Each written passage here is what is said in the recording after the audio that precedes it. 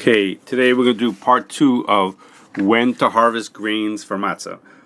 So in the first part, last time, we spoke with the Rashba, who says that although the Gemara says that grain can become chametz even while it's still attached to the ground, the Rashba says that's only true after the grain has reached some certain stage of development. But before that, even if it gets wet, it won't turn into chametz. And based on that, the din is you're supposed to you should harvest your grains before they reach that stage of development. And this way you don't have to be concerned that maybe they became a chametz while they were still attached to the ground. Okay, and then when we spoke about it, we'll try to identify what that time is. And it sure seemed like from everything that we saw that the right time to harvest would be when it reaches a stage which is referred to as BBCH 89. There's a part of the descriptions of how to know which grains at which stage there are, where their moisture content is like 20-25%, where it's not yet Nisyabish Lagamri. Nisyabish Lagamri would be when it gets to a later stage, BB 92, where at that point it's at about 13 or 14% stored moisture, which is the final stage. That's the driest that it gets. And that's what we spoke about last time. And everything would be wonderful and beautiful. It seems pretty straightforward that seems correct. Except that in practice is, at least in the United States, the practice is that in fact they harvested the BBCH 92 when it's considered harvest ripe. The earlier stage is called physiological maturity. When they harvest it, when it's actually called harvest ripe, which is the good time for our combine to harvest that, so that's what most people are doing now in Eretz Yisrael and places where there isn't rain. Then there isn't such a concern. They can harvest whenever they want to, really, as long as it doesn't rain at that end stages, while it's getting close to being dried. But in the United States, where it does rain, they do harvest. Just about everybody harvests at this BBCH 92 stage. Okay, so now a lot of what we spoke about last time and this time has to do with is based on and comes together with these two svarim that were written to talk about this issue in recent years. And the first was a sefer called Katsir Chitim, and that's the person who was arguing to say that you should harvest at the earlier time, and that what everybody's doing is incorrect. It's not what you're supposed to be doing. And about 2 years later, a sefer came out called Ha'esha Barama, and that was printed to explain why it was all right. Really, what they were doing is right, and everybody's been doing it like that, and we're doing the right thing to harvest at the later time. Okay, these farms are each hundreds of pages long, with very, very lots of details in each one of them, and we're not even going to try to summarize what it says now. But rather, we're going to go to, and I'll tell you a little bit about that in a second. Rather, what we're going to do is we're going to work on I'm going to try to give over some of the main points that there is to speak about, particularly the ones that have to do with this sheet of this Ha'esha Barama of why people do what in fact is going on in the United States, that people harvest at a later stage. And particularly to around that, the direct things that are to do with that. Now, before I get to the direct, I'm just going to try to explain to you what I mean by the direct. What I mean to say is we're going to talk about the things that focus on when you should harvest, as opposed to dozens of pages that are written in these forums with intricate proofs about indirect things to do with this. Like, for example, there are all kinds of proofs of when a grain is considered to have reached shlish b'shulei, and that at that point it would grow if it was planted, and whether the water that's in a grain before you harvest it is considered water or is it considered meperis, which would make it become chametz faster. These are all things that may be important. I'm not discounting them, but they're not directly related to the question. They're indirectly. Well, which is, if it'll be meperis and it'll turn into chametz, then that's a side reason why we should harvest it when there's no water in there, for example. Okay, and there's literally 100 pages in Ha'esha Barama talking about these kind of things. Then also the other kinds of things. The people who wrote letters, all kinds of important people who wrote letters to support what people do nowadays. They said, if you harvest at the earlier time, it's going to get infested with bugs. It could sprout, which might be a sign of chimutz. It could rot. It could be harder to grind it. and you won't know if it's nispaku. So all these kind of things that are sort of like on the side of the main issue, which is, did the Rajba say, which is Shulchan Aruch, that you have to harvest at the earlier time, rather they're sort of indirect kind of things. Another thing that we're not going to talk about is a lot of what Eish Barama speaks about is that he's saying, well, the Ketzir Chitim said you should harvest at 30-40% moisture, which would be BBCH stages 85, which is the soft dough, or 87, which is the hard dough. And then he argues why that can't be true, but I don't see that in the Sefer Ketzir Chitim. There's little bits of hints, maybe in some places you might think that, but he says it many, many times that really he means this stage that we're saying 20-25% moisture, which we're calling BBCH 89. So anyhow, okay, so those are the things we're not going to talk about. So let's talk about some of the things that are relevant. Okay, and the first one is like this: the Eish Barama, who's trying to defend what they do nowadays, says, I have ways to all the poskim that were mentioned the last time who were supporting the earlier way. I could reread it this way. He didn't mean like this. He meant like this. All kinds of things, that he's going to bring up. He's going to read them differently, which I didn't think with a simple reading of those poskim. Plus, also some of his rayas that he brings of this person's like me. Well, it's sort of a little bit. It's like built on its own shita, which is to say I think Nisyah B'Shagamri means a certain stage. So if anybody who says Nisyah B'Shagamri means what I said, which is, of course, you're supporting yourself based on what you think. That person didn't say anything about what you thought.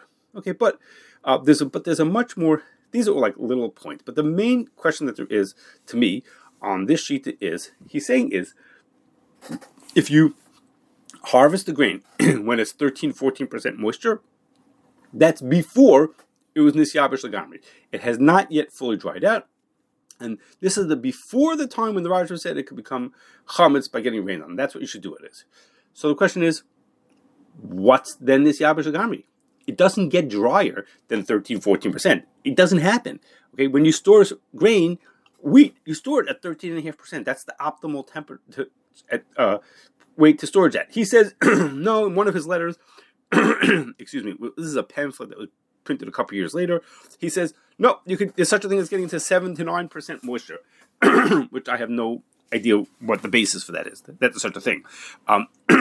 So this is a question, I don't have an answer for it, which is, if you think that what you're harvesting, 13-14%, is not Nisyah B'Shagamri, okay, you have all your reason to think that it's not like that. So what is Nisyah B'Shagamri? What could be drier than this? It doesn't get less moist than that. So to me, that's a serious question. I didn't see an answer, nor do I know what could be the answer. What could be the drier part of it? Okay, so now let's go to another point. What happens if you harvest grain before, at the earlier stage, what the 80 BBCH 89, when it's 20-25%? So you have to dry it out further because you can't store it at that state, that moisture. It'll get ruined. It needs to be dried out. Okay, so the olden days, what they would do was they would take all the stalks together. When they cut them off the ground, they would bind the stalks together. That's the malacha of Amir on Shabbos, and you put them out in the field to dry. If you're in a place that had some rain to it, or it was moisture, then you'd keep the bundles under a covering so they didn't get rained on. Okay, well, the problem is that nowadays combines do disha, the threshing, and the zoyra, the winnowing, as soon as they're caught off the ground. There are no stalks. Stalks of grain don't come back, aren't harvested. You never see harvested grains, harvested stalks of grain. So what you have is you just have the kernels, the wheat kernels, the wheat berries. That's all that comes back. So you can't store them in the field in stalks that are bound together that did ma'amran. There's no such thing. So it's not going to work. So what they do is like this. Sometimes they just put them into the silo, and the weather and the moisture level is good, so they can just blow air through them, and that's enough to help the air evaporate, and that's perfectly fine. That from our perspective, that is a perfectly fine system. Nothing wrong with that. But one of the issues is that sometimes it's not warm enough, or it's not dry enough to do that, and you have to heat the grain. Well, heating the grain, this is a point that it brings up in the Sefer, is heating the grain causes a problem. And that is, the Gemara says that if you bake or cook a grain, it can become chametz. And we're assuming that the same thing applies when you take a wheat kernel and you heat it up also. The Chayadim says, well, if it can't become chametz anymore once you do that, are you able to use that grain for the mitzvah at the Seder? what's the question? The question is that there's a machlokes. He says the Chayyim brings a machlokes Rishonim about this, which is like this: they're not chametz. That's fine because they can't become chametz. But the Gemara says that the kind of grains you could use to make matzah are the kinds of items that you could use to make matzah are the same things that could become chametz. So let's say we hold rice can't become chametz, so you can't eat rice for this at the seder to be the yotzei the mitzvah of eating matzah because rice can't become chametz. That's what the Gemara says. So the way we know that you can make it out of wheat and not out of rice is because wheat can become chametz and rice can't become chametz. So the Rambam holds that that's just a way to identify which species are the ones that you could use or you can't use. So you can use wheat, you can't use rice. But if you have, but that's all we have to do. We just have to know which species it is. If we have the right species, whether this particular grain can become chametz or not is not important. The Ramban says no. Every single grain that you're going to use to make matzah for the seder has to be a grain that, it itself could have become chametz once you added water to it. That could have happened to it, but you baked it really quickly, and therefore it didn't become chametz. But if this kernel had been heated beforehand, and it would not be able to become chametz, even no matter what, it wouldn't turn into chametz. It's not kosher for the mitzvah. Okay, so it's a machlokes Rishonim. So this Chayyim says it's a machlokes Rishonim whether a grain like this that had been heated would be kosher to use for the mitzvah. So he says, the Chayyim says, listen, if you have no choice, you could be samach on the Rambam and use it. But if you have a choice, you should. It's a shiloh at the rights over here to do the mitzvah of eating matzah at the seder, and therefore you should eat only the matzah that were made from grains that were not preheated, that were not heated beforehand. Okay, I mean, in a modern term, we would say is by heating it, you're killing the enzymes that are the ones that would possibly turn into chametz. But exactly how it works is not so important for us. But the Gemara told us that if you heat it, it's not going to become chametz. So one of the questions they ask on this idea to harvest the grains early is if you harvest them early, good chance the farmer is going to want to use heat in order to get them dried down to the right level for storage, and by doing that, it might make them puzzle to be used for at the seder for the mitzvah. So it's a good question, but if we poke around and we look about how they do the drying, we're going to find out first why things seem problematic, but actually we're going to find out an eitzah or a solution of how to make this work, and that's like this. There are. In the people who do this heating of grains because they harvested too early. Like for example, let's say they were about to harvest and they were thinking about harvesting and there was going to be bad weather coming, so they would harvest early. Sometimes the farmer has to do that, and they have to do this drying out. So it turns out that there's two different ways that they do this. Again, sometimes they do it without heat at all, but when they're heating, there's two different ways to do it, and it depends what the plan is to do with this grain. If you're going to turn this grain into flour, that means that people are going to use it for eating. You can turn it into flour. Then they dry at 140 degrees. That's quick. It's effective. It does the trick. It dries out the grain really well, but quickly before it could rot, etc. But if they're going to use this grain for seeding, meaning they're going to plant it or they're going to molt it, which malting is basically tricking the plant into thinking that it was planted. But basically, both of those, if you want this thing to be able to grow, they don't do it at 140 degrees. Then the air is only heated to 110 degrees or less, because they don't want to kill the enzyme. In other words, the exact same thing that we want is what they want. They want to heat it up to get it dried, but they don't want to heat it up so much that it won't be able to grow. So for our perspective, it's exactly what we care about. If they heat it to 140, which is yatzei ledispo, it's over a yatzei ledispo, at that temperature, it won't be able to become chametz. So if they were harvesting the grain at the BBCH 89, and they had to dry it out with heat, then we would say to them, dry this out the same way you dry seeds that are going to be used for seeding or for malting. That's the way you should dry it at the lower temperature. And of course, you have to make sure about that. And that way they'd be. And then if they did that, they would be perfectly kosher for the mitzvah because they weren't heated. The din would say if it's not yatzei ledispo, it's not considered heated. And v'haraya, that in fact they could plant and grow, and of course it would become chametz also. So that's what they would have to do. So it's possible to do this, and we just have to make sure that they didn't heat it to the point the way they were heating if they were turning it to flour, where they don't care if the enzyme is active or not. And so that's what we have to make sure of. So that's a way of. It was a good question, which is if you heat it too much, it might make it puzzle to be used at the seder.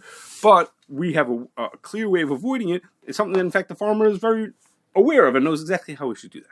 Okay, now let's go to another thing. The reason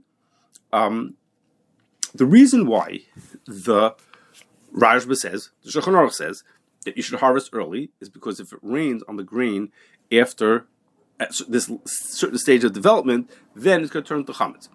So these people are suggesting we should harvest at BBCH 89, which would be seemingly what the Rajba says. Now, on the other side, are people saying, no, we like to harvest at the later stage, and a lot of that seems to come from a farming perspective, which is when we use a combine, it's much easier. The combine works much better at BBCH 92. When it's so much more dried out, the combine is more efficient. So that's when the farmer wants to harvest. Seemingly the rabbis are sort of like going along with what works for the farmers, because they're sort of at the mercy of the farmers when to harvest the wheat. So we have a solution, and the solution is, which is we could make sure that there's no rain on the farm from when it hits BBCH 89 till 92. However long that takes for it to go from being what we consider this yabish, seemingly was considered this yabish legamri, until it's ready to be harvested, you have to make sure it doesn't rain. Like, for example, in Eretz Yisrael, where it doesn't rain at that time of the year, or it usually doesn't rain at that time of the year, then that's what they do. They watch the field to make sure once it's basically ready, or it's close to being ready, they make sure it doesn't rain before they harvest. And or for example, the other places where it doesn't rain because it's a desert, like the grains from Arizona.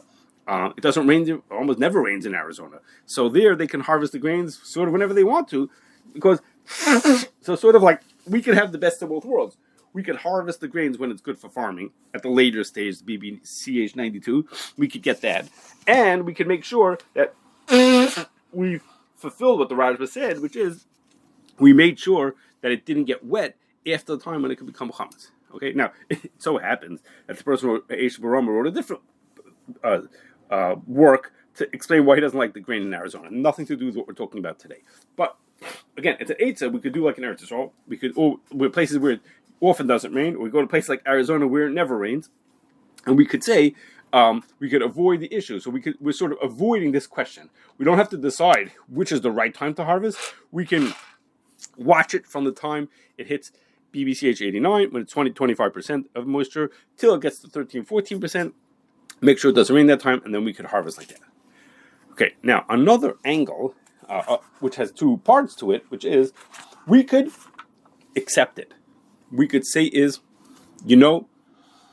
truth is the Rajah wants you to harvest when it's 20-25%. That's the truth. That's what you're supposed to do.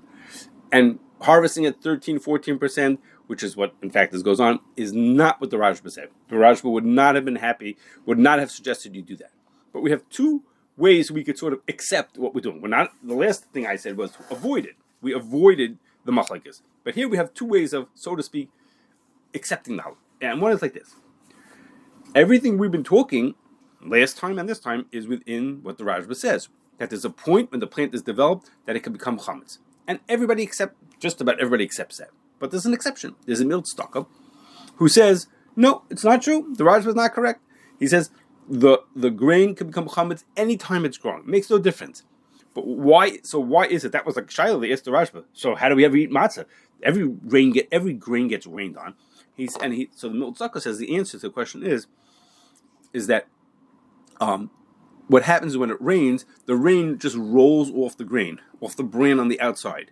And the only way it can become chametz is if it rains so hard and for so long that the head of the grain falls to the ground, sitting in puddles of water, and then the water could penetrate through the bran into the grain, to the inside of the grain, the endosperm, I think it's called, the inner part of the grain, and that was what makes it chametz. So the Tzedakah says, if that happened, no problem. Then you'd have a problem, and you wouldn't be able to eat it. And in fact, when the Gemara says it could become chametz, isn't that kind of a strange situation? But in a normal situation, that's a very unusual setting that should happen, and therefore you don't have to worry about that. And you can harvest it with any moisture level you want to. It makes absolutely no difference when you harvest it. Okay, now if you would see that the grains look like they became chametz, then you can't use them. But otherwise, you could use them. So according to Tzedakah, you can harvest whenever you like to. So that he's saying is, we've been talking all along. Is this the Rajah? Is the Rajah wanted at this time or at this time? Tzedakah says, I don't hold like the Rajah. Okay, now, of course, the problem with that is is that the Tzedakah himself acknowledges that he's arguing on the Rajba, which is the Shulchan Aruch and all the other places will say like that. So that's one obvious issue also. And second, to within what he says himself, that the water just rolls off, is actually a Gemara who says something like that. The Gemara says, Aga midlai loy machmitz. The Gemara says it in one shita of what it's talking about, and l'chayra, we don't pass like that shita. Okay, the Rif and the Rosh, when they bring that Gemara, they don't leave out that line. They leave out that line. And the Beis Yosef mentions that Rabbeinu Yonah seems to say something like that, and the Beis Yosef says, Zed kul yisera ve'ein lismachalal. Okay, and the Tzedakah has a pshat. That the Beis Yosef doesn't really mean that exactly, but he has a pshat like that. But these are good reasons not to hold like the Tzedakah.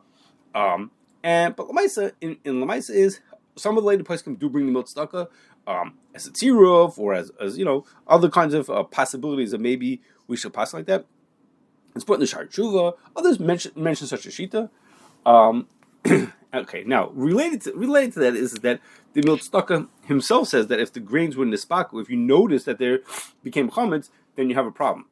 Even no matter when the rain happened to them. Okay, and in fact, people who come to the harvest for matzah, they make sure that there's they check to make sure there aren't too many grains that seem to have sprouted and started to grow and things like they look at it very carefully.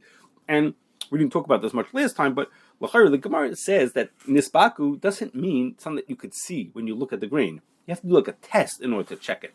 Put it onto a barrel, a whole test. The Gemara says I'm not exactly understanding what it means when you check for nisbaku. I mean, if you would see it, then you know it's chametz. If you don't see it, that doesn't mean anything. Anyhow, so this is one possibility to say is we accept that what we're doing, harvesting at a later point, is not the Rajba. It's not the Rajba, but we can be some on the Tzedakah. There's such a possibility. Okay, and another way of what I call acceptance is like this: when we eat, when we eat matzah at the seder, it has to be shmura. I mean, you have to watch it to make sure it didn't become chametz. And you have to do that with having in mind that it might be used for the mitzvah. Okay. So the Mechaber brings 3 days about when that shmira has to happen. At what point, from when do you have to watch it? The best is you should watch it mishas katzira, from the time that you harvest it, because that's the time that it could first possibly become chametz. Second best is you should watch it from the techina, when you mill it, because they used to use water mills and there would be water around.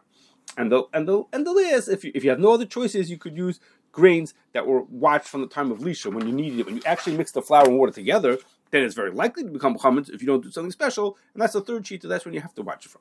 Yeah, watch it from them. Okay, so that tells us this. So let's pause for a second and think.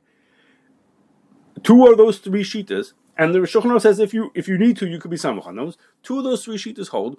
You could buy grains and just use the grain, having paid no attention to when they were harvested at the time of harvest, and you could just use them. It's no problem. You could just use them, and you could even use them at the seder. It's perfectly fine. What that teaches us is that a possibility that it became chametz while it was attached to the ground is very uncommon. You don't have to be choishish for it. So you're allowed to buy it. Let's say you only have to be shmura mishatz tchina. That means is you don't have to be choishish that when it was attached to the ground, it became chametz. It could become chametz then, that the Gemara said, but you don't have to be choishish for that. One sheet holds you have to be shomer from them to make sure it didn't become chametz. Fine. But there's even a sheet in Nachronim who says, I'm sorry, in Rabbeinu Minhag, who says you actually don't need the shmira starts from right after the katsira. But okay, even without that, we say is you have to do shmira mishas tchina. That means is you could buy grain, and you could assume that grain did not become chametz. So basically, what we're saying is that let's say we're harvesting it too late. Let's say we're harvesting it at a point when the Raja would have not been happy. He says it could have become chametz beforehand. So we can't call it shmura mishas katzira because we harvested it at a point when we weren't watching. It could have been chametz already the day before we came there. It could have been chametz beforehand. Okay, we might have missed that. Okay, so then the matzah is at least shmura mishas tchino, mishas lisha, which are both fine. They're not optimal, but they're fine. Shulchan Aruch brings all 3 days, and he says if you need to do that, so we can accept that we're not accomplishing what the Rajba wanted. Fine, we're not doing what the Rajba wanted by harvesting at this point, but doesn't mean the matzah is possible. The matzah is kosher anyhow. So it's sort of, again, it's not a way of saying it's the right thing to do, but it's acceptable. We could just go along with it and say it's not a first choice, but it's fine also. Okay. Now, one last thing, which I'm just going to talk about briefly, even though it's quite important. Maybe I'll do it as a separate freestanding thing because it's really not so connected to our din exactly.